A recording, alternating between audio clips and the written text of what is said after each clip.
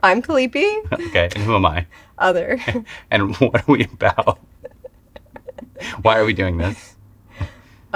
We want to teach people about stepping into their pleasure and maybe a little bit about ADHD. Oh, we are two neurodivergent creators and sex workers, and God, it's just always chaos with you. Great. You know, it is what it is. Amazing that What did you call my ADHD? I don't know. Muy caliente? Oh, yeah. You're definitely muy caliente. You are very spicy. You're neurospicy and then some. I thought I was ADHD, but you got me beat, dude. Let's begin with Haus, because I don't think we've really talked a lot about where it came from, why we're doing it, what it's about. Give me some context. I think we're all about trying to get people to step into their pleasure because so many times in living in middle America, not knowing how to access or having any education around sexual education or what it actually could mean. I was married for 17 years, and to me, the kinkiest thing was maybe putting a butt plug in your ass. And that was on the edge. But talk about small town America. Like, where are you from? I am from a small town in Utah called Price, Utah. I also grew up in Wellington, which is all part of Carbon County. Very small town. It was based off of coal mining and farming. And my family did both of those things. My dad worked for the mines. When he was younger, he was in them. When he was older, he was kind of doing more administrative computer technology type of stuff, but always working for the mines. You born and raised in conservative rural Utah. How do you get from that to where we are now? Because I think it's important to talk about, and I can also sort of illuminate my backstory too, which I think will be helpful. But yeah, how did you get here to go from being like, I'm married 17 years? I was with him for 17 years. 17 years. I'm from a small coal mining town, and now I'm a professional dominatrix. And, I live and work in the Bay Area. And what is that trajectory like for you? There came a point when I was living in my small town. After I'd become a professional, I became a lawyer, and I was working for the family business, filters for mining companies. And the conversations that I was having with my friends were about whether dinosaurs were actually real. Oh, God. And the level of conversations that I was having was just not the depth of which I needed and the enrichment that I needed in my life. And I just chose to up and leave. If everyone else around you in your ecosystem is in that mindset, what made you different? How did you crack through that collective consciousness barrier? How did you have an original thought that was like, this is not for me? I just think I played it in my mind. Everyone was doing the same thing at the same time every year. I just thought there needed to be more. It was very materialistic as well. Focused on having like the biggest house and cars and making sure your kids, went to dance and, did all the sports. And it was just focused on like sports was a highlight. Not to say that I didn't enjoy sports at the time. Like that was the entertainment. You watched sports, you cheered for your team, you were sad when your team lost. And I thought there's got to be more to life than this. But you benefited and participated in that culture for a long time. Oh, absolutely. You had the house, you had the Maserati, you had the other fancy car, you were like a business owner, yeah. You were like the hot wife, you had the doctor husband, but there was still a part of you that was like, this is the wrong path. I would prefer to give up the material wealth and the dream that was sold to me because there's this intuition to me or that there's something greater. Correct. And that is a huge risk. Yeah. What called you forward out of that? Because for a lot of people being like, you owned a house with a pool inside and sports cars and, you know, you own multiple businesses and you married a doctor, like people, you know, your community, we've had this conversation where like, you're fucking nuts. What are you doing? How did you find the, I don't know, the courage, the sort of grit, mental grit to just be like, this is not it. I want something else. I don't know where that came from. I just knew I had to do it. So I just came out to California for the summer, and I realized I didn't know what more was, and I really didn't know what I was looking for, to be honest with you. I just knew what was back there was not what I wanted or needed. And it sounds crazy to give up so much, you know, a house with a pool and a Maserati and a doctor husband and a business. It was just not what I needed, I guess. And I didn't know what I was looking for, to be honest with you. And it sounds crazy to just leave and figure it out. But I'm so fucking glad I did. Well, let's not fast forward. Yeah. Right? But because I think I share a similar narrative, right? How did you get here on this couch? Yeah, I share a really similar background, right? Like maybe not the level of financial success that you had or stability, but you know, I met my wife. She was working in marketing at a really good company in New York City. I ran a film production company and made quite a lot of money. And we had a beautiful apartment in Fort Greene, Brooklyn, which is the jewel of New York, of Brooklyn at that time. You know, we had a beautiful 2-bedroom brownstone in the middle of one of the dopest neighborhoods in all of New York City. It took me many years to get there. And we basically had everything. And yet there was just this part of me that was just like, this is not it. And she and we weren't married at the time, but we both went to an ayahuasca ceremony many years ago. This was almost 15 years ago, 13 years ago, something like that. And we both came back from that experience. And I went to that weekend in upstate New York at a farm, and I had this mind-bending experience and came back, and it just really unlocked all of this misalignment, right? And I came back and I just was like, I looked around at everything and I was like, I don't want any of this. None of this actually enriches my life. I think up until that point, I was living in someone else's paradigm. I was living in this cultural narrative that was sold to me. I was just like a diehard New Yorker, and it was really difficult to leave. But after that weekend, it was kind of unspoken between the two of us. She felt the same. And she's from the West Coast, and I remember her just being like, get me the fuck out of here. And it was a very difficult time because I didn't have words for it. I couldn't explain to people why I was leaving. It was like we just had to fucking get out by any means necessary. Yeah. And that was a very difficult experience for my family, for my friends, you know, and there's a lot of emotions, a lot of anger, a lot of just like, I don't know. It took me a long time to really sever that and then come back to myself in this new, you know, and at that time, that's when I had my first experience with another dude. And I told my best friend about it, who was, you know, a dude, and he freaked out.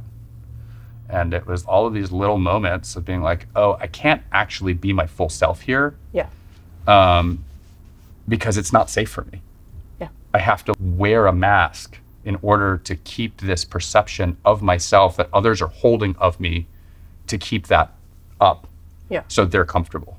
Yeah. And you know, I let that mask slip. Like I had that experience. I went to a party. I hooked up with a guy. It was like not a big deal at all. I just was like, I don't know, let's fucking try it. I've never tried it before, right? And I told my best friend, and he just fucking lost his shit, you know? And I can look at it now and understand that, you know, we were young and he didn't have the capacity to handle that. And much later, you know, it came out that his dad was a closeted homosexual and gay, and so there's probably a lot of like subconscious undertone sort of like trauma stuff, and there's no judgment.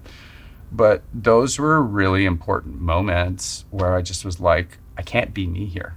And I don't even know who me is. I don't know if that resonates with you. Yeah, I definitely think it resonates, especially maybe the bisexuality piece. Living in a small town and having feelings about being bisexual, I never in a million years thought that I would ever have the opportunity to explore that, because A, when you live in a small town, everyone knows everyone and everything, and there's little chance that I didn't know any gay couples. I didn't know any bisexual. I didn't even know bisexuality was really kind of like an option, that you could have a boyfriend and a girlfriend and everything would be fine. It was like you were gay or you were straight. And I think what I thought was being gay, I think I saw Ellen on TV. Like, I'm talking about small town America, right? And like you went either, or it was like the butch lesbian. And I'm like, that's not the life that I want to lead. Right. And so there wasn't good representation. There was none. And so I think I repressed my bisexuality. And I think in my hopes of coming to California that I could somehow explore that on my summer away. So you left taking a summer off. You did not, let's talk about that. You did not expect to blow up your entire life. You were just no, like, I did not. Right. You were like, I'm going to go away for the summer because I need to like get my head straight. Correct. And how did that unfold? It's a crazy story. I was living in Woodside, which is also very Republican, very rich, very white. And Woodside is where I had my first threesome, 2 dudes and a woman. So, and it was a fancy ass house. Oh, I'm sure it was a nice ass house. It was a very strange experience. And I definitely wasn't seeing any, bisexuality or gay women. But I think there was just a sense of, I was talking to more intelligent people, I guess, when I was having conversations that were interesting to me. Yeah. And I thought, I need more of this. I need more intellectual stimulation that I wasn't getting back home. Yeah. And I wanted to be able to find who I was, because who I was back home was a version of what my family sold to me. Mm-hmm. You'll run the family business, mm-hmm. right? You're going to, marry the doctor and, have kids and all of those things. And so I think that version of me was performative. Yeah. And I thought, I need to figure out who I am before I go back home, and it might take a minute. And you're still married? I'm still married, and I told my husband, I'm not coming back home. If you want to join me here in California, please do. I just said, hey, I think I want to stay out here longer.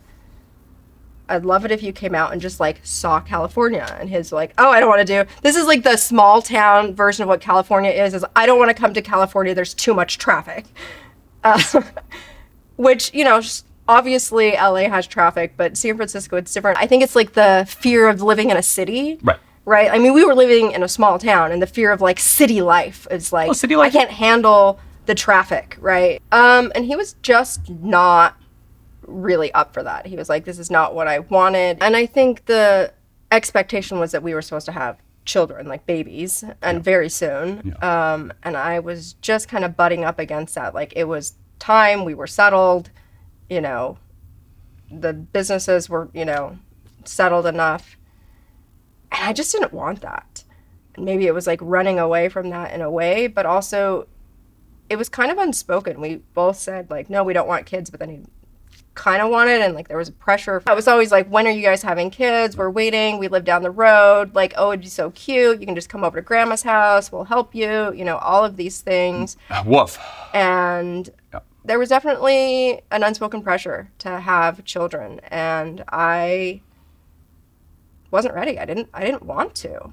And I think part of that was running away from like, actually, I don't want to double down and have But kids. I don't think that's running away. I think it's choosing yourself, right? Yeah. I think, like, let's make sure that we're framing this in the right context. I think the shameful, guilting parts of ourselves or other people are like, you ran away from your responsibilities. And I think that's what keeps people stuck, is that story. When I reframe that story, I go, you chose yourself.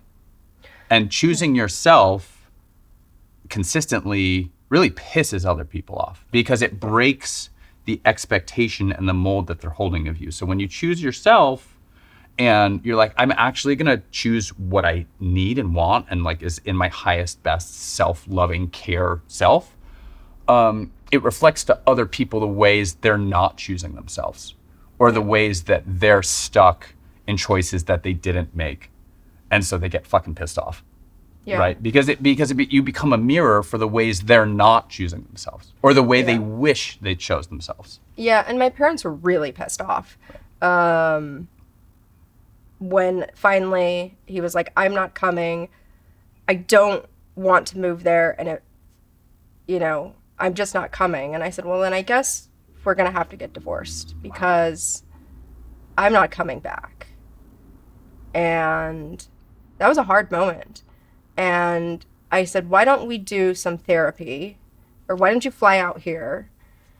So he flew out to California. And Nina, I mind you, neither of us had done therapy in our entire lives. Nobody in our family had ever done therapy. I don't even know what to expect. And so I hire a therapist and I said, we're getting divorced and we need a closure with a therapist.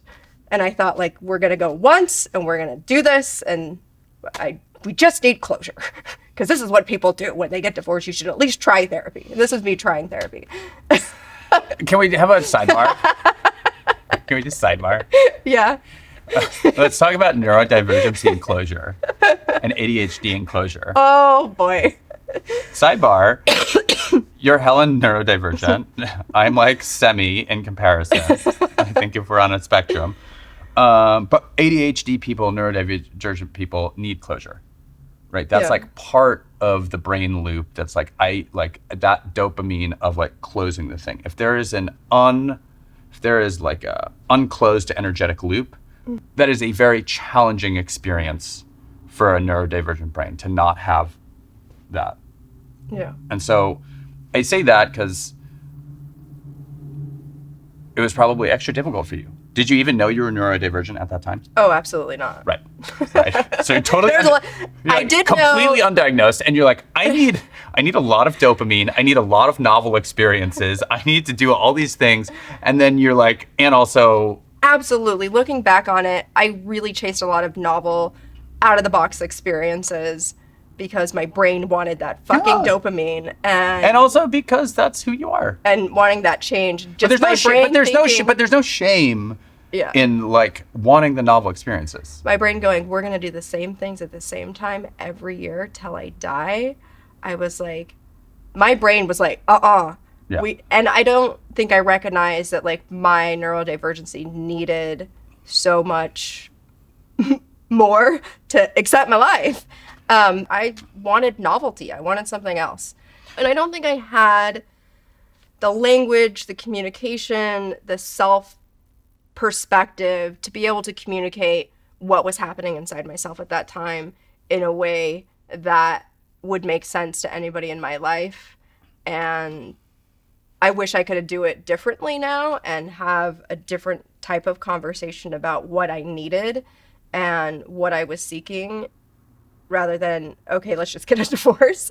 But we've had this conversation. Hindsight is 20/20, right? And like you did what you needed to, and I this is a really important moment in your story because it's always easy to look back and say like, I wish I did it differently, but you can't have that response without growth. Right. You did it with the tools that you had at the time, and you let your intuition lead. Yeah. And this is one of the most important things in the story, is there was, regardless of if it was messy or you didn't do it correctly or people had feelings, you're killing this version of yourself that everyone's attached to. Yeah. And that version of you is dying and you're mourning that death for yourself and what that means. And then everyone around you is mourning that too. Yeah. And yeah, you wish you could do it more gracefully, but if you had waited or you had made a different move or you second guess yourself, you might not be on the couch with me right now. Right. So you did what you had to do with the tools that you had. And I think when we look back at these moments, we have to look at them with compassion. Yeah. And say like, that human was brave enough to choose themselves. And that's what I really want to reiterate in why we're doing this, is the importance of choosing yourself. Yeah. Every time you choose yourself, you win. But every time you choose yourself, you're going to piss someone off, because there is someone that is holding a version of you that is locked in their mind. And when you make that change and you choose yourself, it breaks that mold. Yeah. And you are forcing that person, one, to look in the mirror and reflect, and two, there's a death there. There's an old version that is mourning, and the relationship has to change. Yeah. That's super important. Yeah. Because so often we stay in this time capsule the way others want us to be, because it's more comfortable, even if we're suffering. Yeah. And choosing yourself, it's like, do you want to choose the suffering of living in misalignment with who you really are? Like, you could have chose the suffering of being like, well, I have the fancy car and the doctor husband and the house, and it's not really like doing it, like filling up my soul, but it checks a lot of boxes. It's good enough. Yeah. And a lot of people settle for good enough. Yeah. Because gambling and taking the risk on yourself is so scary. And right. And it's like, well, what if I make that choice and I lose everything? And in a sense, you did lose everything. Yeah. But it was less of a loss and more of a, I'm going to let this go so I can find this other more soulful, deeper, like integrated humanness. That's like actually my identity. Yeah. That's important, because I think there's so many people in this country and around the world. You know, I'm reading the new Gillian Anderson book called Want, and it's letters from women about their sexual fantasies. And the first chapter is so upsetting, because it's just women, many of them from the UK, like Ireland, Scotland, because that's where she's from, basically talking about all these sexual fantasies that are, in my opinion, quite easeful to accomplish. Yeah. Now, it depends where in the world you live and what your circumstances are and what skin color you are and what your community is. Like, all of those things, let's not discount that.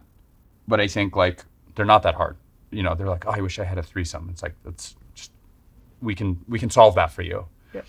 But the discomfort of choosing themselves, or like, really it's being for what I think it is like being a pariah, right? Or being outcast from your community.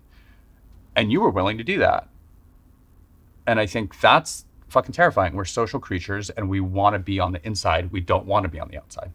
Yeah, and that was the thing. I had a lot of community. I had a lot of family. And I had nobody really out here. I had that one friend, and that was it. I didn't know anybody. So yeah, it was hard. But I did go to my first therapy session. Oh yeah, so how'd the therapy go? It was validating, because we went in there and he said, you know, I think I'm too self-centered and materialistic for you. And I was like, wow.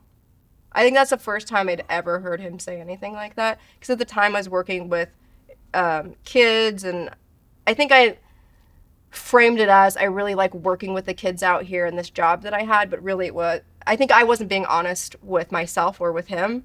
And he was like, I'm just too materialistic and you should go figure out what you need. And I don't think that's with me. And that's really a powerful moment. It was. So I think it was validating and powerful. And there's a lot of love there. There absolutely was. And, you know, I took him back to the airport and we just like cried a lot, and then that was it. So he flies back to Utah? Yeah. And then you just like file paperwork? Yeah. Whoa. I mean, I didn't even go back for my stuff for a long time. Yeah. And yeah, I didn't go back for anything. Now you're sitting here having this conversation. If you could go back and talk to that version of yourself, what would you tell them? It was fucking worth it. And do it. At the time, yeah, I had a lot of grades. Like, what the fuck am I doing? Just blowing up my life. I have everything that I could possibly want. I didn't know what I was looking for. And yeah, my parents stopped talking to me for a little while. You know, my friends didn't reach out. I was super alone. And yeah, I had a lot of shame. I had a lot of regrets. I had a lot of second guessing myself. And yeah, that it's going to be okay. Life is going to get so much better.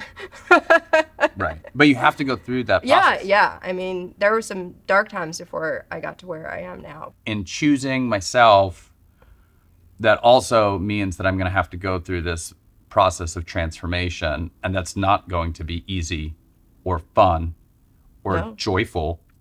That's the discomfort, right? And that's the fear. The fear is, what if I never make it through this moment? And that moment, in many ways, is a death. It's a death of your old life. It's a death of that version of yourself. And we are so primed to avoid death, right? And we do everything in our power to avoid that. Yeah, and I think there was some avoidance and just like, I'm leaving, don't call me. Well, you had to. I mean, I really resonate with that, right? Like, I could have done real therapy. But you didn't have the tools. I didn't. You couldn't do real therapy. You couldn't do real therapy till I met you and it was like, bitch, you need to get therapy. I did some other therapy before that. You know what I mean? If we like judge our younger selves in this way, it's unkind. Yeah. You have to look at that version of yourself and say, God, I fucking love her. Thank God for that human who was willing to just blow it all up so I could become this one. Yeah. Right? Because right now, if that human, that version of yourself didn't take that risk, you would still be in that paradigm, in that reality, in that absolutely. Like plan. And you would have had children. Or you would have cheated on your husband with a hot lesbian. Like you would have done, Yeah, one time when we were on vacation, there was a hot babe and she was definitely hitting on us. And I definitely wanted to take her home and that never happened. Bummer. Yeah. That's so sad. I might have chased something like that. Did you ever cheat on your husband? Yes. Tell me about that. With a woman. Wow. Before you moved to San Francisco? Yeah. Tell me about that. I've never heard this story. Oh, yeah. You've never told me this. Oh, I was in Texas. Yeah. Went to law school there and was practicing. And yeah, there was a hot lady in my class and we had a whole thing. That's like an early moment where you're like, there's something else. Or did you just like sidebar that and just be like, well, that was weird and fun?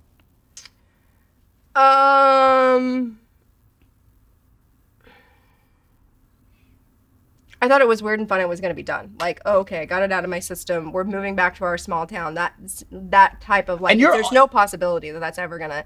So you're like fucking another hot law school student and while married. Yeah, but. Does your husband know? So. Does he ever know? Maybe. So my parents come to visit at some point and they sit me down and they were like, are you having an affair? Like, he never asked me. And I'm like, did he say something? And I'm like, absolutely not. I don't know what you all It's not an affair if it's gay. It's not cheating. She's just my friend. It's the other sex.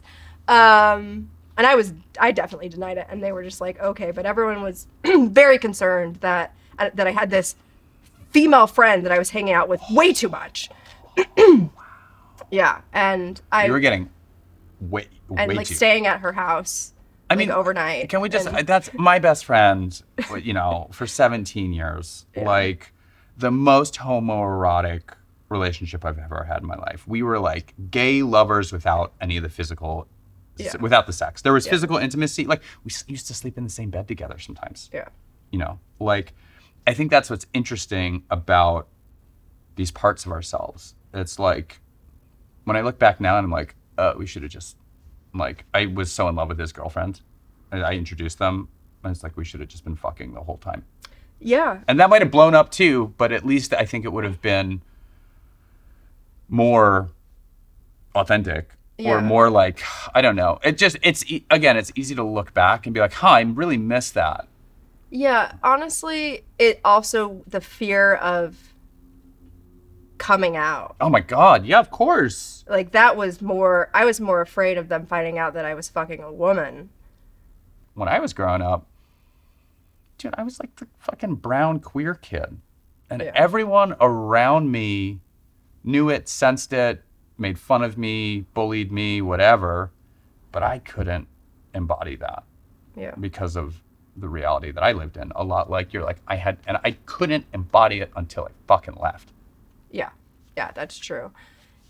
Yeah, so I think I was more afraid because my dad was absolutely homophobic. He definitely said things growing up. Culturally speaking, being gay was not okay. And my dad made it very clear. There was a suspected gay person that lived in our neighborhood who was driving my brother to high school because we just needed a ride before he got his driver's license. And my dad found out that he might be gay and didn't allow it. He's like, I will drive you to school every day. Yeah. And very homophobic. Yeah. When I think about it, my mom was the head of a very busy emergency room in the Bronx. My mom was in the ER for 40 years, and she lived through the entire AIDS epidemic in New York, which was the heart of it. Yeah. She was working in the Bronx, in New York, in the 80s during the AIDS epidemic. Yeah. And I didn't understand the level of fear and what a death sentence it was. If you got HIV in the 80s, you were dead. Yeah. That was it. And so, like, I think my dad's homophobia comes from culture, right? He's from India, and it's like, no. And it's like, you were stoned to death in India for being gay. Yeah. But my mom's fear, I think, was less cultural and more from her lived experience of living through the AIDS epidemic in New York City. Yeah. And I get that, right? That makes a lot of sense to me. But I think from a harm reduction standpoint, the conversation is like, don't not be gay. The conversation is like, let's talk about AIDS. Let's talk about HIV. Let's talk about harm reduction and safety. That conversation was never had in my fucking family. Yeah. My sex conversation was from my dad when I was like 13 or 14, and we were going to pick up my friend Aubrey from the airport. And he just looked at me in the car ride, and he's just in this like the most icy cold, he was like a Wall Street guy, and just fucking Indian man, tiny Indian man, absolute fear in me, fear of fucking God. And he just looked at me and he just went, no sex. That was it. It's the entire conversation I ever had with my parents. No sex. But it wasn't even like no sex. It was like no sex. How did that make you feel in that moment? Awful. Like my whole nervous system was like, you know what I mean? Yeah, awful. And then that was imprinted on me for probably till now still. Yeah. That shit is, when it gets... It's deep. It's deep. So I almost got found out once. So you're fucking this hot babe in law school. But you're like, oh, we're just having fun. How many years ago was that? That was 2016. It's 2025, 9 years ago. Mm-hmm. And what are some of your learnings? And how did you get here? Now you're a professional dominatrix. People are flying you to Europe on business class and paying you a stupid amount of money and putting you up in hotels and serving you champagne. And, you're regularly getting phone calls from places like Paris and London and Malta, which is a weird one, but you are. And how do you go from like small town Utah, for lack of a better word, hot wife, to I'm an international high-end dominatrix? Yeah, I would fast forward a couple of years once I came here, but once I actually started living in San Francisco, I needed to date. And I had been with my ex-husband now since I was 15 years old. At that time, I was like 33. It had been 17 years. And I had never dated in my 20s because I'd been with him since I was 15. I didn't date in my 20s. Since I was 15, right? Outside of that one lesbian relationship in San Antonio, Texas, I had only been with my husband. God, that must have been mind-bending. And I'm like... So that's your only other sexual experience is with a woman? Yeah. Wow. Can we just sidebar real quick? What was that like for you? It felt normal to me because I was raised very Catholic, and you had sex with the person you married, and that was it. No, I meant the woman. Oh, the woman. Oh, that was great. It was so hot. Loved it. I was having a great time. Yeah. Watch the kid for the night. I'm going over to, and it was also fine, like staying the night at my female friend's house because she was female, right? And nobody really questioned anything. Who actually outed me to my parents? Like why they actually sat me down on the couch that one time and was like, "Are you having an affair?" And I'm like, "Oh my God, no." I don't know. Like obviously my husband had to have said like he suspected something. But you know what? At the time, and like being poly now, hooking up with her really invigorated my sexual drive and made me want to sleep with him more. So like I was just real horny all over the place. Well, he was probably like, "What the fuck is happening?" So, right? You just come home and be like, and I was just like, "Rawr!" Well, And so like he was definitely benefiting from this. Yeah. I mean, he would have benefited even more if he just invited her over. Right? Absolutely. Like that's the thing. Or we've been on that vacation and we like invited that. Right. And he was like totally hitting on her too. But. I mean, that's the thing that we miss when we're stuck in this heteronormative monogamous paradigm, that there's so much more life, and the palette is so much more nuanced, and there's so much more. You deny yourself pleasure in order to conform. Oof! Say it again. You deny yourself pleasure in order to conform. And I think when you're denying yourself pleasure, you're denying sort of your divinity. Yeah. Right? Because like that desire is a reflection of what you really want. Yeah. And what you want is a reflection of your humanness. Yeah. We've been taught to desire status, money, celebrity, but a lot of these things, status, money, celebrity, all to me speak to an avoidance of death. Yeah. Right? If we're gonna call if our whole thing is sex and death, right, is we're trying to hold on to some sort of control. We make these choices that make us feel safe. Yeah. But what they're really doing is they are keeping us away from our aliveness. Yeah. When we allow ourselves that experience of desire and aliveness, that's actually the greatest way to live, because it also acknowledges that we are going to die. And this is a finite experience. And because it's finite, God, just live it out. Leave, have your... I think that had I chosen pleasure in those two moments, when they asked if I was having an affair and said, "I have a girlfriend, let's talk about it," or when we had been on that vacation in Mexico and there was this girl that was flirting with us, and I could tell he was into her, I was into her, and like I very much wanted this threesome to happen. And if we had allowed that to happen and then had a conversation about it, how different things could have been. But that's also not true, because I didn't have community like I have now. I didn't have support. I didn't have people that I could talk to about these things that had a shared experience that was also living a successful life with a boyfriend and a girlfriend. And I think that kind of comes to our core, is to teach people who might be in middle America or who might be in the middle of Texas. Or not, or just young people. Or just who young haven't, people. Who are still working this out for themselves. That you can find community, even if it's online, and that you can go after that and seek that pleasure and still have some support. And that... But the only way, the only way to do it is to be true to yourself. Yeah. Because otherwise the community that's going to show up is going to be misaligned. Yeah. And you're going to get indoctrinated into a different timeline than the one that's actually yours. Yeah. Which is where you were. Yeah. Right. You were like, this isn't the correct timeline. Yeah. And you were like, I need to jump timelines. And that idea of jumping timelines might be kind of esoteric, but it's what you did.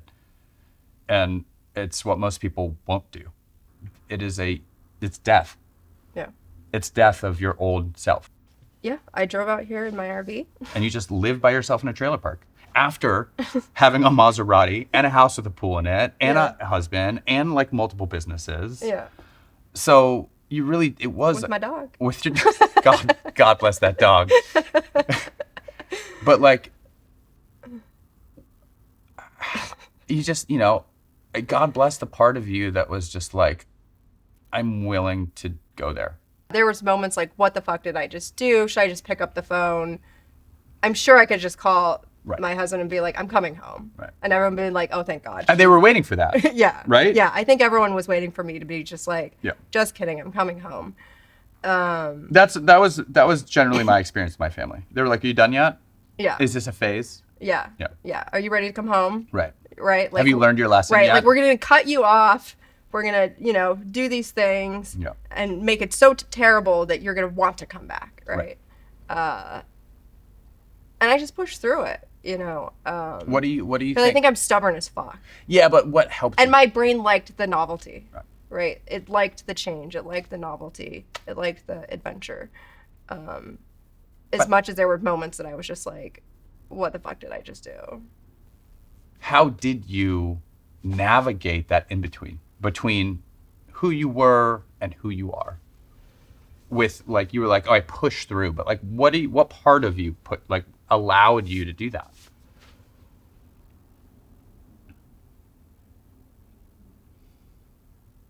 I don't know. I think I was stubborn, but I don't think that is the way. I wouldn't recommend it. It's like, jumping into the stream instead of going with the flow, like trying to swim upstream. Yeah. I don't know. Yeah. It's fine. It's fine. I think we both share similar stories. And I don't think this story is necessarily, I think there's a reason why I ended up in the Bay Area.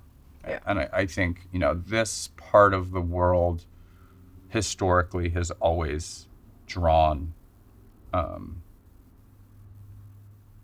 anti-establishment personalities, whether it's the 60s and it's it's anti-war, sort of anti-Vietnam, or it's Berkeley, or you have like the Grateful Dead and all the hippie movement and all that stuff. And then you have the Black Panthers, you have Harvey Milk, you have the Castro.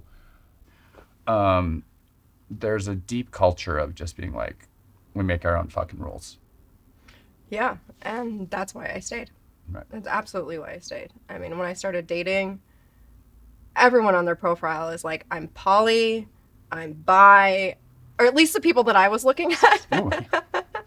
And I was like, wait, what? Oh, I had to learn so many terms. Yeah, there were so many like ENT or like, what's the other one? Is turf and swerf? I was like, what the fuck is a turf and swerf? And there were so many acronyms and I'm like, what the fuck is going on?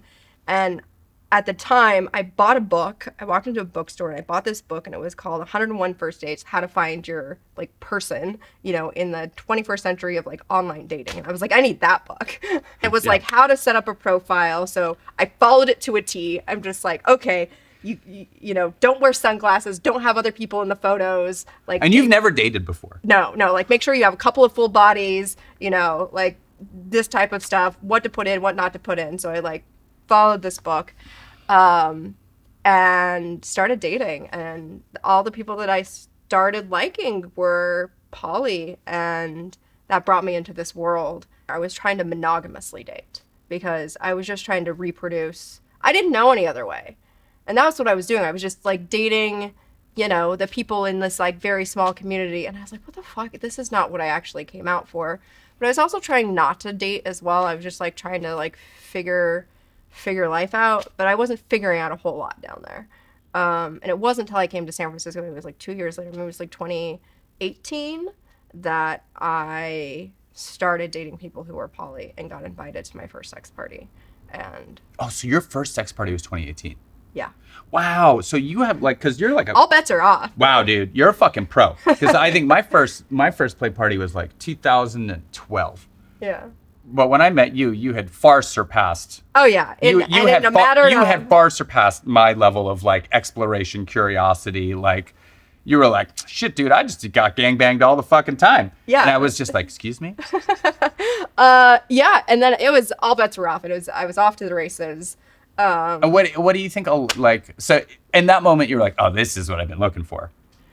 Yeah, I was like, I like all these people. I don't want to date any one of them. Right. And actually, I want to date women too. And wait, I was like a kid in a candy store. Well, I think that's the most, this and this. I think that's the most dangerous part. Right. You got to be careful. The thing too was I had never dated in my life, right? I'd been with somebody since I was 15 years old. And so I was like the horny teenager that was put into the candy store, and I was like, I need all these things, right? A fucking feral demon. I was a feral demon. Feral demon. And I was having a great time. Just getting gangbanged. Yeah, it was great. Yeah. So you go from like hot wife to this feral demon getting gangbanged. Oh, well, I mean. Come on. Well, yeah. Well, yeah, and actually, one person that I went to that first play party with, it was a POC play party. I ended up actually running that POC play party as running it for several years after this, but that was actually my first party. And then that was kind of like the main party that I was going to for a while, and I started dating a woman. I had a girlfriend, and I heard she was a nightmare.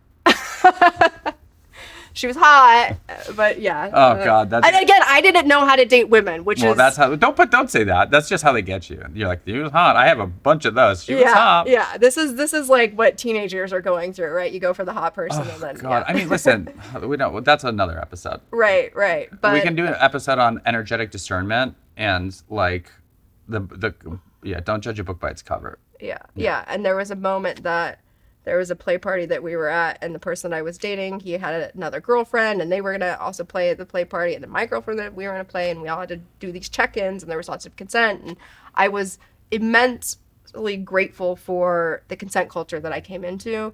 It was done the right way. But it's still flawed.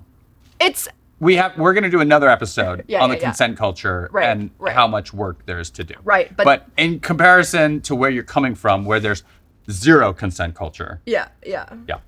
This is like your mind is blown. Yeah. I mean, Yeah. And then there was one particular play party that person that I was dating was like, I don't want you hooking up with your girlfriend, but I'm gonna go hook up with mine. And they were like really wanted this like hierarchical polyamory, and I was like, this is not gonna work for me. It's over. Good for you. I mean. And they were living with me at the time, and I was like, move the fuck out. Wow. And that didn't end well, but. But I just, it's really. I want to just like the stories are fun. And like ridiculous, and I've heard a lot of them, and I haven't met this person. I mean, we've never been in a gangbang together. I've never participated in a gangbang. Like, I don't know, that's like a whole other. You haven't been in a gangbang? No. Wait, what? Yeah. We need to change that. Well, Jesus Christ. Okay. Well, listen, you have a lot under your belt that I'm like haven't. Yeah, so I was like a kid in the candy store, and I just fucking went for it. After I got rid of those two, I was just. Well, I think the difference is I have a partner who I'm always attuned to and has a different nervous system regulation than I do, and like for me to be like, hey babe, I just got now, fine. Right. Then, we had a lot of unlearning to do together. Yeah. Right. Yeah. And so and we can go. There's no way. Right. I would be who I was if my husband decided to come out here to California, that I would have had that ability to explore in a way that I did. I think relationships that open up and go into polyamory or open relationships together, it's much harder than just me making my own rules.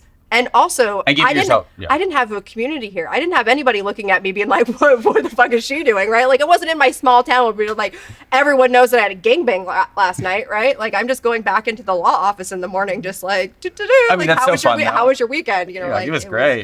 But, I got there my own way.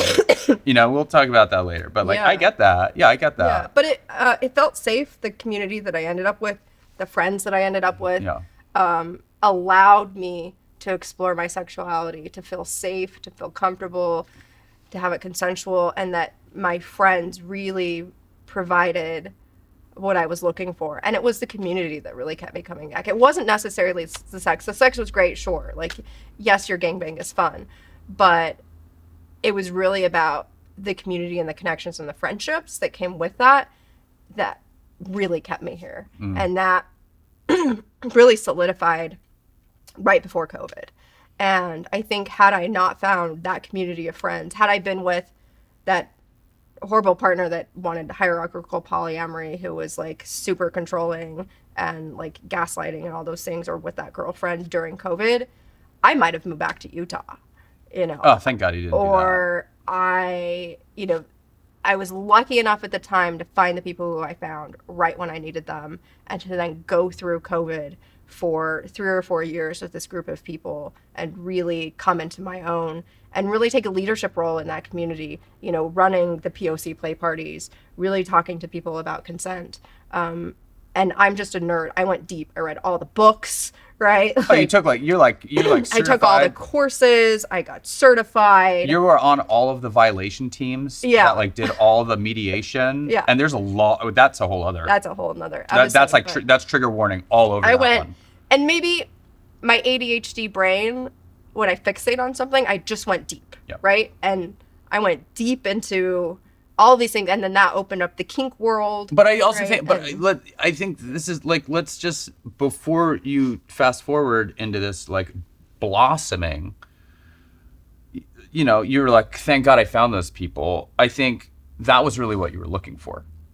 Yeah, and I think allowing yourself you gave yourself permission to have those experiences, and you created an environment where you eliminated a lot of those external judgments, whether it's your family, your husband, right? So you could be like, what do I want?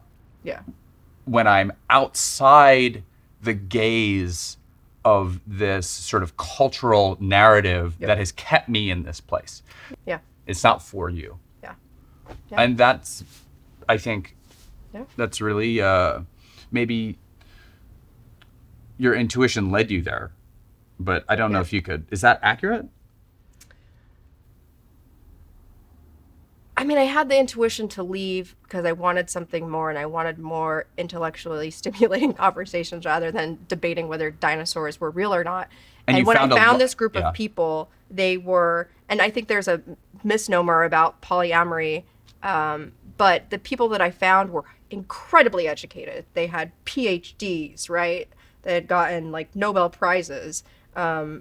People that were super successful in tech, or therapists and lawyers. let's have a sidebar right here. Yeah. Because there's a lot about polyamory being a privileged position, right? Absolutely. So we have to talk about that, but there's also in that conversation, and we can talk about that, but there's also in that conversation, people oftentimes miss that non-monogamy and polyamory and alternative relationship structures were built from vulnerable communities, because it becomes family.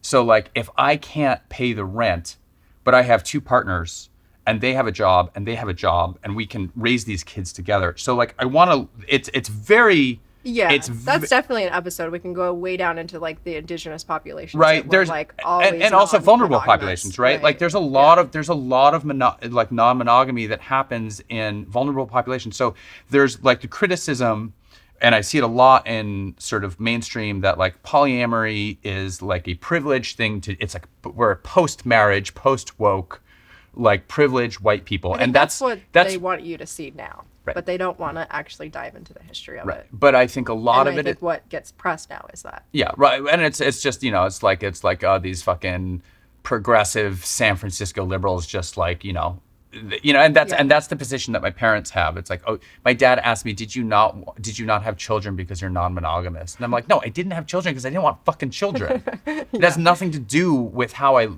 relate with people. Yeah. But also, I think it's really important to point out that a lot of non-monogamy is in vulnerable populations. It allows people to create networks of safety. And that's what you're talking about right now. Yeah, well, I think I just had a conception of, if you're not in a cis marriage, having children, that whatever relationship or whatever lifestyle that is, it's not okay, I guess. Right, it's wrong. Or those people are unhinged or uneducated. Oh, 100%. There from where my family is, those people are losers. That's the word. That's the word. Yeah. Yeah, and I was going to the craziest parties with people that were incredibly successful that I was having the conversations that I really, really dreamed of. And it broke your mold of like, oh, these people aren't bad. Right. It broke my mold of these people aren't bad. And that I could see that people had a boyfriend and a girlfriend. And I was like, wait, I can have that? Oh, you can have and then really like understanding, it took a lot of time to understand what I actually wanted and needed for myself. And like, do I want a girlfriend? Do I want a boyfriend? Do I want both? How many partners do I want? How many partners can I have? Right? Like my ADHD brain is like, I want them all. I want to date this person. And there was a time that I was dating a lot of people and and then being like, okay, like realistically, what can I actually do? You have to do it. That's part. You go through that and, what do I actually want? What I need in a relationship? And it was hard because I had never been any, and my ex-husband and I, we actually did have a pretty good relationship, and so going through like very difficult situations with people that were not from where I was from, right? We grew up exactly the same way. He went to the same Catholic school that I went to. Our parents went to the same church. They had the same values, right? Like we cheered for the same sports teams. Culturally, we were on the same page. And all of these people that I were dating and all of my friends were from very different cultures. I have a friend who's from Pakistan. I have a friend who's from Paris. I have friends who are from Texas. I have, friends who are very international, who are German. And a lot of these people just had very different cultures and different ways of being in the world. I found all these people and trying to date people from different cultures and different ideologies and different ways of being and different ways of communicating. I thought I was a good communicator.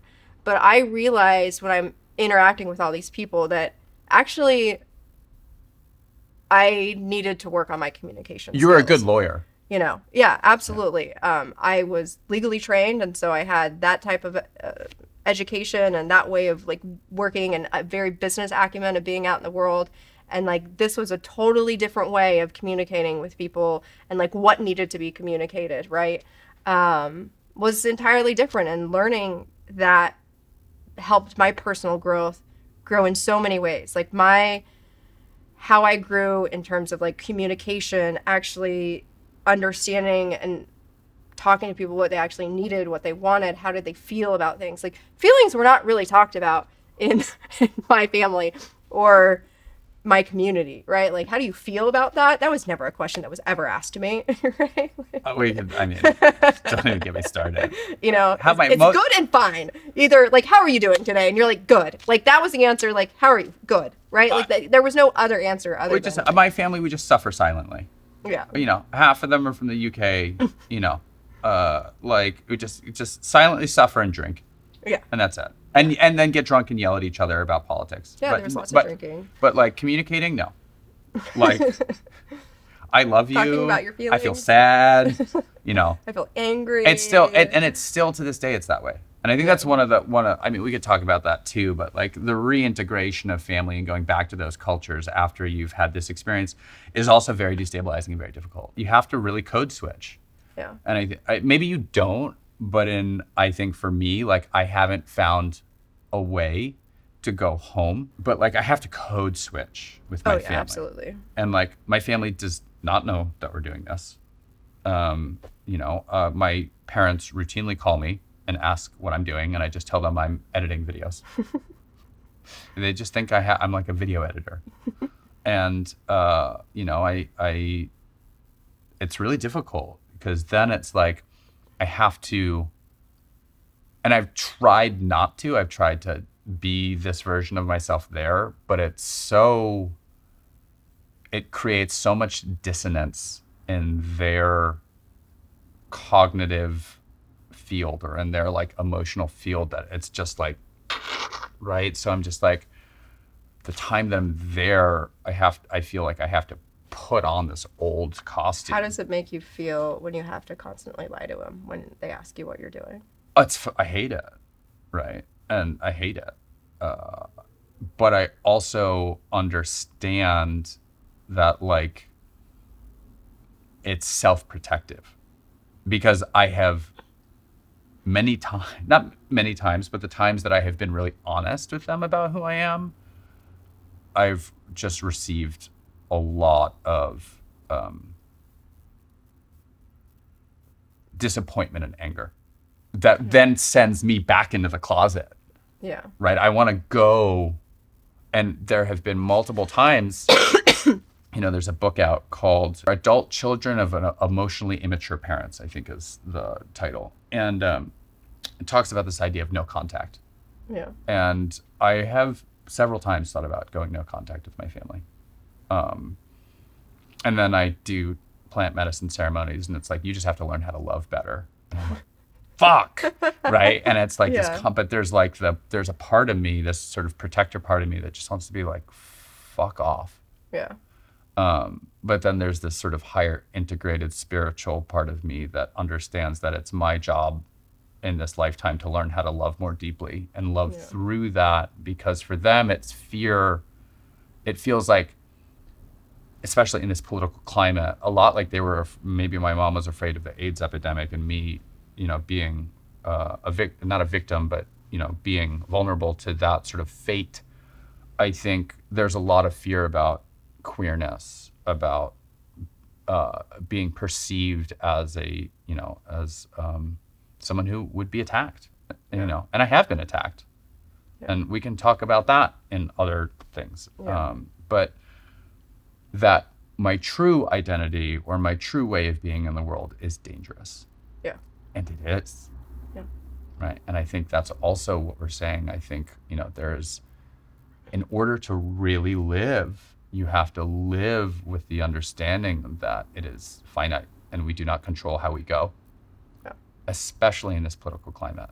Yeah. Right. And there was so much a part of me that months ago, right after the election, that I wanted to hide, I wanted to leave, I wanted to pretend that I was like, maybe I can just put it all back in the closet and just I'll put that watch back on, just like put my collared shirt on, and just like, and I was like, the cat's out of the bag, dude. Yeah. Yeah. Yeah, and I can't go back to Utah. I could never go back to the way things were. And when you do go back, right, you went back for like a family thing. You said it was spicy as fuck. It was so interesting. So my daughter was having a baby, and we had a baby shower, and my ex-husband was there with his wife and his child. I think the kid's like 2 years old or something, and I hadn't seen him really since we got divorced. And we had a godchild. It was like his best friend's kid. And when I left, she was like, I don't know, 4 or 5, like preschool age, right? And in my mind, I had left it felt like 2 or 3 years ago, right? So we're at this baby shower. I answered the door, and there was a guest that was coming who was not my ex-husband's wife. And I'm like, who are you? Why? And she said her name, and it took me, I'm like, who the fuck? This child, when I had left Utah, is now an adult. I understand. And I was like, I've been gone that long that the last time I remember her, she was in kindergarten, and now you're actually in an adult woman's body, even though she was a teenager, and my brain went, I've been gone that long. And so from the start of the event, I was like, I've been gone that long, right? And to see people have changed. My ex-husband has a child now, and everyone was always like, when are you getting married? Are you... You said that was the conversation, right? Oh, yeah. People were like, when are you getting married? When are you having kids? And I was like, I'm not getting married. I'm not having children. And it was kind of like, they didn't know what to, but are you dating somebody? Do you have a special someone? And they're trying to make sense of it, and they just can't. Right. Yeah. And no part of me wanted to be like, I'm actually polyamorous. I'm really fucking happy, and tell them any truth about what was going on. Well, because it puts you in harm's way. Right. And there was no way. And my uncle, who's extremely conservative, very Republican, was very in my face, are you voting for Biden?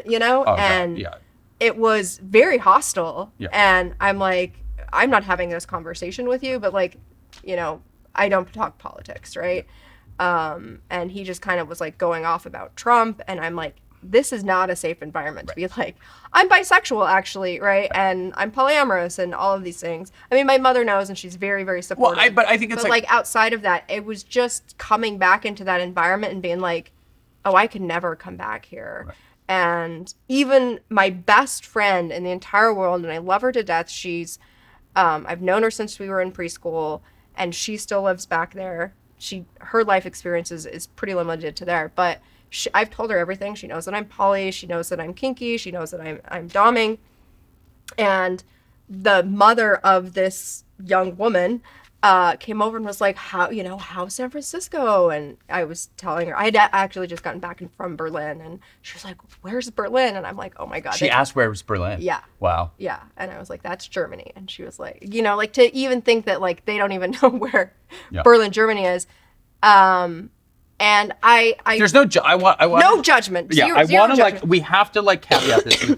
This is one of the issues with the United States. Yeah. And where we are. And there's no judgment here. Right. There is a larger systemic issue around education and access to resources and access to education. This person is not being faulted or being judged for not knowing where Berlin is. This is a signifier of a much larger systemic issue that exists in our country. Yeah, and to bring it back full circle, it reminded me of the conversation of why I left about debating whether dinosaurs were real or not. And I know this woman had grown up extremely Christian. I think she might have even been homeschooled, but her daughter was there. And I said, why don't you come out and visit me in San Francisco? She was getting ready to have a summer break. And she said, I always remember you. You were my godparent. You always gave me the best gift. And you were just this vibrant life. And I said, we can still have a relationship. You're an adult now. Why don't you come out to San Francisco? And my best friend who knows about my life, she interjected and she said, don't let her do that. And I was like, whoa, what?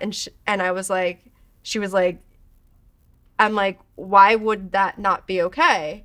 And it was almost like I was unsafe to be around this teenage girl. And I said, whatever lifestyle that I lead, I'm not ill-equipped to hang out with children. I'm still a parent. I'm becoming a grandparent. And that in her mind, I'm unsafe to hang out with teenage girls. That I might I don't know if the unsafety is what I'm going to take her to a play party. Certainly not, right? Or I'm going to show her things about kink. I'm going to do none of those things. She's a 16-year-old or 17 or how old. You're going to take her to the fucking museum and go to a movie right. And you're going to be a cool aunt. Right, exactly. And so I think in that moment, realizing that my best friend who knows me in a way would think that I would be unsafe with someone, I realized how unsafe going back could be, even with the people who might be my allies. Well, that's not really an ally, and that's really difficult. And I'm I'm really sorry that happened. It was an interesting. That's not an ally. Right. Right. That's someone who basically undermined you in that moment and really showed their true colors. Yeah. They like to participate in your lifestyle when it's over there and it feels like a fantasy, but the moment that you might influence one of the community members who's young. Yeah. That's the same as conservatives being oh, these drag queens are, ruining our children. Right. And it's and it goes back to what about the children? Yeah. Don't corrupt this child's mind. It's you're not going to corrupt anything. You're going to widen their life experience. Yeah. But in small conservative towns, it's unsafe. Right? So basically that person is saying you're not safe to have a relationship with a human that loves you and looks up to you. Yeah. And that was really hard. You're a dangerous influence. Honestly, in that moment too, I looked at her and I was asking what she was doing in her life, and it was almost the exact same thing that I was doing at her age. She was a cheerleader and she was going to, competition. That's what I was doing, and going to prom, and I thought, if somebody had told me at her age in that small town that I had grew up that you could be bisexual, that you could be polyamorous, that you could do all these things. Date a girl. Instead of, that you could have options. That there were options and that were outside this tiny little box. I really wish somebody could have shown that to me. Or, right, I'd never seen that, and so I didn't know it was possible. And I thought, obviously I don't know anything about her or her orientation or anything like that. And with obviously the internet, and as global as we've become, I still think that people from a small town still don't have access to that. And part of me was seeing myself in her, and I'm like, I wish I would have had the cool aunt like me that could have showed them something. And I'm like, is it my responsibility to like be a good godparent? Technically I'm her godparent, and show her something else. I don't know, you know. But it was very clear that she should not come out to San Francisco and visit me. But yeah, it was just kind of like a reflection back of like, I remember where I was at her age, and I wish I had a cool aunt that could have told me these things. The world is so much bigger. Expand your consciousness. Yeah. Open your mind, right? Just see a different reality to this one, and then allow it to influence your life. Yeah. And we are, especially in this country, so afraid of the other. Yeah. And so afraid of that expanding consciousness, and how frightening that is. Yeah. Because it speaks to the fluid nature of the human experience. And, you know, if things are fluid, then my reality is not fixed. Yeah. If gender is fluid, then my entire reality falls apart. My entire fixed control, my entire, in the way my entire life and brain is organized comes apart. And that is met with extreme fear and violence. Yeah. And in small ways like that, right? Yeah. That's considered a microaggression. Yeah. Right. And in much larger ways that we're seeing on a macro global scale. Yeah. I think I probably would have, or if not that, some sort of alcoholism, drugs, some shit like that. Yeah. Because that unexpressed identity kept bottled up eats away at you. Yeah. In a way over time that's much, much worse than the reality of living your actual truth. Yeah. And my partner and my wife, her mom was closeted until she was like 60.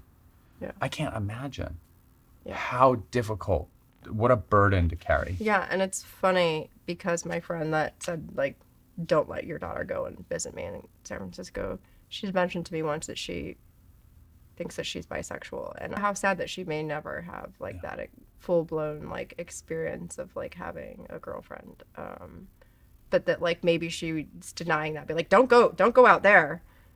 Well, it's a projection of her own. Yeah. Right. She's scared to go out there. Yeah. It's like really like I've invited her out here many times. Well, and she's well, also I'm scared. Look at what you did to your life. You blew up your life. Yeah. Right. And that's probably the narrative at home. Yeah. Yeah. Yeah, and I'm unmarried, I'm unwed, without children. Oh my God, I'm without children. And then, like, how happy could I be unwed without children? I don't know. And, that like, gangbang sounded pretty fun. That's what happens, kids. Right? Don't let her go, and that's like, you have lots of fun. Oh, God forbid, God forbid you just find in my family, my pleasure. mom always used to say, don't have too much fun. What a horrible thing to tell. Don't have too much fun. You have to put a limit on your fun. I lived my entire life with a limit on how much fun I allowed myself to have. Yeah. And I think that's, I think we need to wrap it up. But the purpose of House of KO is to, the purpose of why we're doing this is to help people unlock those parts of themselves and to take that limiter off, to take that, that perceived ceiling or that perceived mask or costume, to just feel the relief of taking it off. Yeah. And so now I am a grandma. I am bisexual. I am polyamorous. I'm a dominatrix. I'm a tech executive. You're a tech executive. You're a lawyer. Yeah. And I'm an artist. Yeah. And I have immense knowledge over these last several years in sexual education and consent and pleasure, finding the most amount of pleasure. And I want my friend in that small town, or that 16-year-old girl, or the people in Texas, to learn how to access that. Because just because I have community and like-minded people here in San Francisco doesn't mean it's just for those in San Francisco. I want people to be able to access it if they are in that small town. The antidote to fear is exploration. So much, if not all of fear, is fear of the unknown. Yeah. And your friend is saying, what if? What if she goes and she doesn't come back? What if the 16-year-old leaves and she doesn't come back? What if I go and I don't come back? Right? It's all fear is fear of death. Yeah. And in a more sort of, that's like a esoteric, zoomed out thing, but that's it. Fear of the unknown. Yeah. Fear of being in those liminal spaces, of the spaces where we're not in control, and we're never in control. Let's be really honest. Like, it doesn't matter how much money you have, or how much status you have, or if you have a fucking bunker in New Zealand, you're not in fucking control. Yeah. That is the human experience. And your ability to just surrender into the flow of life rather than being confined to this, like it's just like this, because it's not. I don't know anything. Yeah. You don't know anything. We don't know anything. I never could have imagined this is where I would be when I turned 30. I mean, I thought I would be married for the rest of my life. I might have kids. I'd live in the same place, do the same things. And never in my wildest dreams would I have imagined this. And I think it just took surrendering and just trusting that there was something better on the other side and letting it come to me. Yeah. And even finding you, I couldn't have imagined, right? And it just came to me. And it wasn't like this seeking. I need to get married. I need to have a house. I need to have kids. Like, I need to make this next step. It's in the letting go. Right? Yeah. That the most glorious things just came. And it wasn't like, I'm going to go have a gangbang. Like, that was not on the bingo card. No.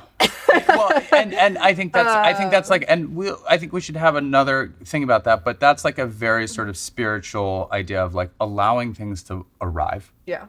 And being open to receiving that abundance and to receiving that. Because oftentimes that, when I was, those things might have arrived at a different time in your life, and they would have knocked on the door and you would have said, go away. Yeah. You wouldn't have opened the door, or you would have just been like, fuck off. Yeah. It's not for me. Right. Yeah. Coming to a place of just allowing things to happen and not being like, I need a girlfriend or a boyfriend or to get married or to buy a house or whatever that is. That's a level of status that, like, that's the goal, and I'm going to work really. Of course, you can have goals and work towards things. It's fine. Abundance. We're gonna talk. But now, right? That's who I am. Who are you now on this couch? Well, I think it's less about who I am and more about like what do we want people to take away, because it doesn't really matter who I am. I've lived a million lives. I mean, who like, would you say you are now? What's the voice that you're coming from? If I'm being really honest, I just want people to leave me alone so I can make my art in the world. I really I feel deeply committed to channeling this like frequency and vibration of the universe that I hear whispering to me. And I think it whispers to other people, but like I have spent 4 decades on this planet, and only now have I really like tuned my antennas to that frequency. And I just feel like, yeah, I want to just transmit that signal outward to as many people as I can, so they can also become attuned to that frequency and understand that we're living a deeply expansive spiritual experience. And all of these things that are happening right now, that are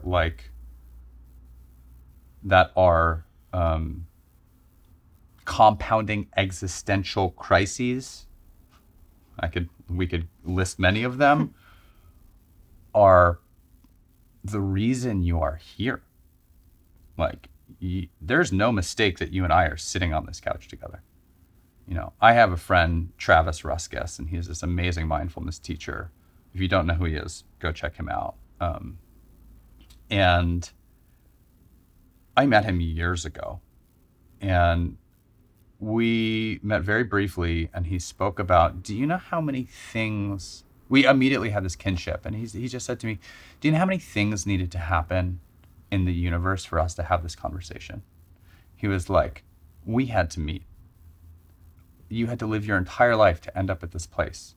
Our parents had to meet. My parents had to meet. Your parents had to meet. Their parents had to meet. Their parents had to meet. Like, this thing had to happen. This global thing, right? There are no mistakes in the game. And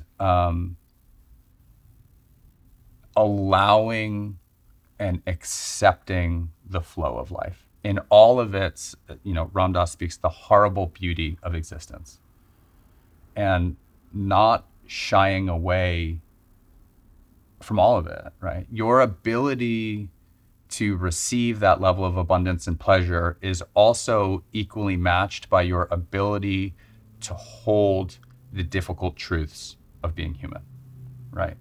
And when the deeper you love, the more sadness you feel. And we so often want one without the other, but they come together. And I want to live an existence where I am transmitting that frequency to as many people as possible. That this is it. And there's more afterwards. We can talk about that. Yeah. Right, we'll talk about that. But the money doesn't matter. The status doesn't matter. The material wealth doesn't matter. And you tell that to someone who doesn't have it, and they'll tell me to go fuck off. Yeah. And that's fair. But in a larger spiritual human context, like, we are just another blip in this continuation of this long expanding consciousness. And that's my vibe, that's my purpose. I don't think I'm anything in particular. I think I'm other for a reason. And I think it's constantly evolving.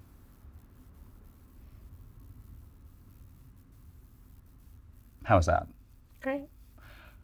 If there's one takeaway from this conversation for people to take away, to think about, to work on, that allows them to more embody their truth, what do you think it is? Allow yourself to have that pleasure instead of trying to conform. And it's possible, even in that small town. You don't have to come to San Francisco to see me, but if you want to. Awesome. Yeah. What about you?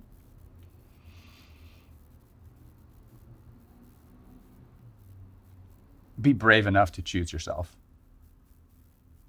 Be courageous enough to just choose yourself. It is the most difficult thing to do. And it is also the most liberating.